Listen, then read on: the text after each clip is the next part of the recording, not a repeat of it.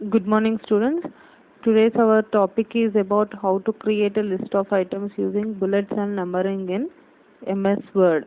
We are going to discuss session number 8, 9 and 10. Session 9 is about aligning the text and session 10 is about different views of a document. Now let us discuss session 8, creating a list of items using bullets and numbering. A list. What is a list? Which consists of different items like names, sentences, or any items. A bullet is a graphical symbol that marks an item in a list. So to format lists, we use bullets and numbering commands. To apply these bullets and numbering commands, you have to click on the Home tab. You already are aware of different types of tabs like Home, Insert, Page Layout, References, Mailings, Review and View tabs. To apply these bullets and numbering, you have to click on the Home tab, then Paragraph 2. Home tab and Paragraph group. The difference between bullets and numbering is, bullets means you'll be having symbols like filled circle, a circle, square or dots or some tick mark or some arrow marks. Whereas numbering consists of different types of numbers in the sense numerals and Roman numerals, and alphabets, it may be capital or small. To apply both these bullets and numbering, you have to click on the Home tab and Paragraph group. To use symbol as a bullet. What is to use symbol as a bullet? Apart from the given defined bullets and numbers there, if you want to use any other symbol, the symbols in the sense any copyright symbols or else currency symbols or arithmetic operators or different arrow marks, something like that, you can use symbols also as bullet. To use symbol as a bullet, you have to click on the Home tab and then bullets option. Then you have to select define new bullet option. Then the symbols will be appearing in the drop down. Now select any of the symbol and click on OK. The symbol dialog will be applied. Next is aligning the text. What is text alignment? It refers to the positioning of the text between the margins of a page. When you are writing the notes or your classwork, usually how do you write? You will be leaving some space between the margin and the text, and you will be start writing from the left side. That is nothing but aligning, positioning the text. The text alignment is categorized into two types, horizontal and vertical. In this horizontal text alignment, it consists of four types of alignment: left, right, center and justify. Align text left means by leaving a little space towards the right, the text will be aligned only to the left side. Left side is the default alignment of a text in a document. Align text right means the text is aligned along the right margin by leaving a space towards the left margin. Center means the text will be aligned centrally between the left and right margins. Justify means the text is aligned evenly between the left and right margin. To align this, let us learn how to align this. For this also you need to click on the Home tab and the Paragraph group. In the Paragraph group, you will be seeing different types of alignments. Here one is marked center alignment. So beside that center alignment, left is the left, align text left. Right side to the center alignment is align text right, and that beside one is justify. So these are the four types of alignments present in the Home tab and Paragraph group. To first you have to select the text, then you have to apply which of the alignment you want. Next comes vertical text alignment. Vertical alignment means it aligns the text with respect to the top and bottom margins of a page. Horizontal means with respect to the left and right side of the page. Vertical means with respect to the top and bottom margins of a page.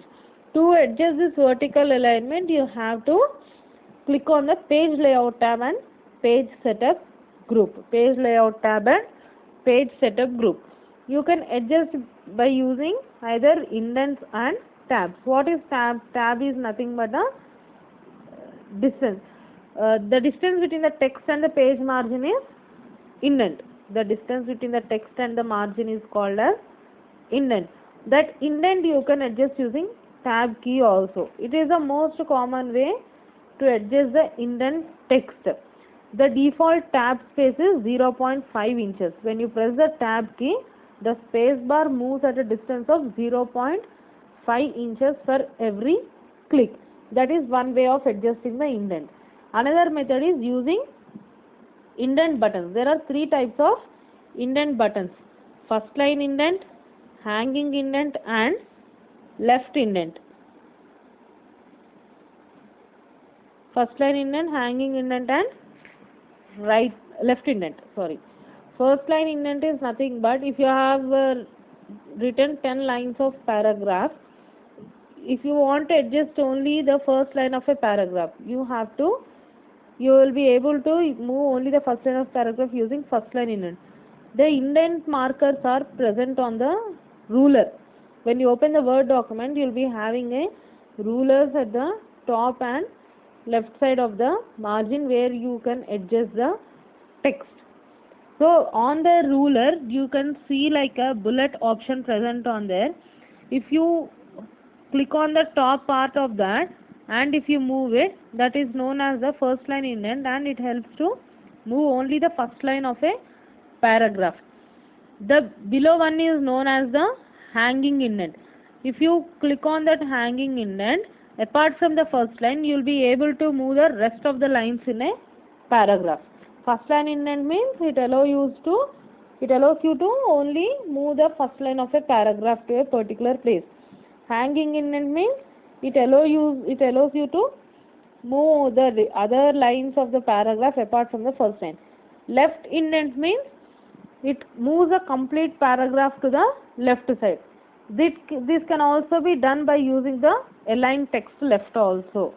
But as it is with respect to the top and bottom margins, you must be doing with the vertical text alignment only. Next is views of a document. There are 5 views of a document present in MS Word. What are these views of a document? It allows us to view for a particular purpose. The 5 types of views are print layout view, full screen reading view, web layout view, outline view, and draft view. By looking at the names itself, we can understand for what purpose these views are utilized. Print layout view. What is print layout view? In this, the pages are shown as it would appear in print. It is nothing like a preview option. After finishing the document, if you want to print it, so before printing, we can check how the document will look like after printing. So the print layout option will help us for that. Full screen reading view. It allows us to read or view a document in the full screen. Generally, the Word document consists of what? The title bar, ribbon, status bar, scroll bars, control buttons, everything. But when you are enabling that full screen reading view, it hides the ribbon and everything, and the whole document will occupy the whole screen. Next is web layout view. Web layout view also, here the pages will appear online. We can edit the pages, and the pages will also appear like how it will be opened in a browser, and we can edit also using web layout view. Outline view. Outline view means generally a document consists of titles, subtitles, main topics, and then the content of each of the topics.